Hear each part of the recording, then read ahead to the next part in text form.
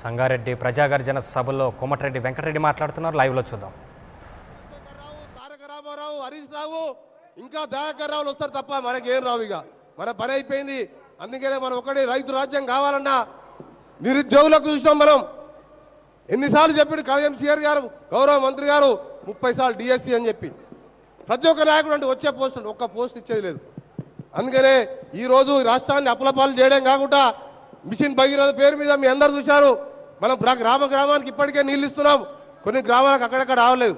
ఒక 5-6 వేల కోట్ల రూపాయలు పెడితే ప్రతి గ్రామానికి నీళ్ళు ఇవ్వచ్చు.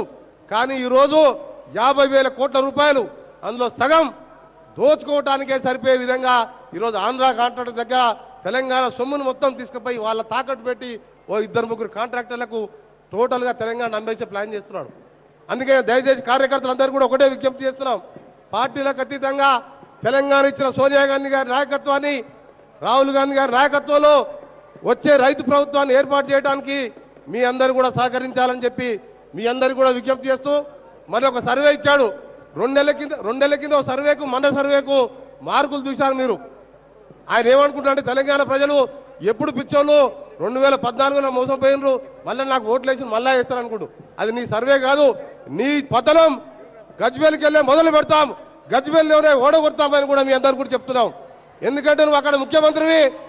ఒక ఎర్రవల్లి నర్సంపేటకు 400 ఇల్లు కట్టి 170,000 ఊర్లు పోయి చూద్దాం గజ్వేల్ ప్రజలు ఏమనుకుంటున్నారు. నిన్ను గజ్వేల్ ఓడగొట్టి తీరుతాం. 111 సీట్లు కాదు కదా, 11 సీట్ల లోపే నిన్ను ఓడించి తెలంగాణ ఇచ్చిన సోనియా గాంధీని రుణం తీర్చుకోవడమే కాదు, వచ్చే ప్రభుత్వం రైతుల ప్రభుత్వం ఎట్లుంటుందంటో మనం గతంలో చూశాం. రైతు ప్రభుత్వం అంటే ఉచిత కరెంట్ ఇస్తామని చెప్తే ఆ రోజు చంద్రబాబు నాయుడు గారు ఏం మాట్లాడు, కరెంటు తీగలు బట్టలు ఆరేసుకోమని చెప్పారు. అలాంటి ప్రభుత్వం, అలాంటి రైతు ప్రభుత్వం, అలాంటి ఉద్యోగులకు ఇచ్చే ప్రభుత్వం, నిరుద్యోగుల సంబంధించిన ప్రభుత్వాన్ని తీసుకొచ్చే విధంగా మనం అంతా కలిసికట్టి పోరాటం చేస్తాం. నిజంగా ఈరోజు సంగారెడ్డిలో ఈ దవ పెట్టుకున్నాం. మళ్ళా డిసెంబర్ 9వ తారీఖు రోజు సోనియా గాంధీ పుట్టినరోజు, తెలంగాణ ప్రకటన చేసిన రోజు 10 లక్షల మందితోని భారీ బహిరంగ హైదరాబాద్ పరేడ్ గ్రౌండ్ లో పెట్టుకొని ఆ రోజు నుంచే యుద్ధం మొదలు పెడతాం. 100 సీట్లకు తగ్గకుండా గెలిపించి తెలంగాణలో రైతు రాజ్యాన్ని ఏర్పాటు చేస్తామని మీ అందరూ కూడా ఈ 1 సంవత్సరం కష్టపడండి. మీరేమైనా బాధలు పెట్టా, ఇబ్బంది పడ్డా దానికి డబల్ వాళ్ళు 1 కొడితే 2 కొడతాం రేపు మన ప్రభుత్వం వచ్చిన తర్వాత. ఎంత ఇబ్బంది పెట్టా ఓర్చుకోండి. కాంగ్రెస్ పార్టీకి సహకరించని తెలియజేసుకుంటూ మరొకసారి మీ అందరి దగ్గర సెలవు తీసుకుంటున్నాను.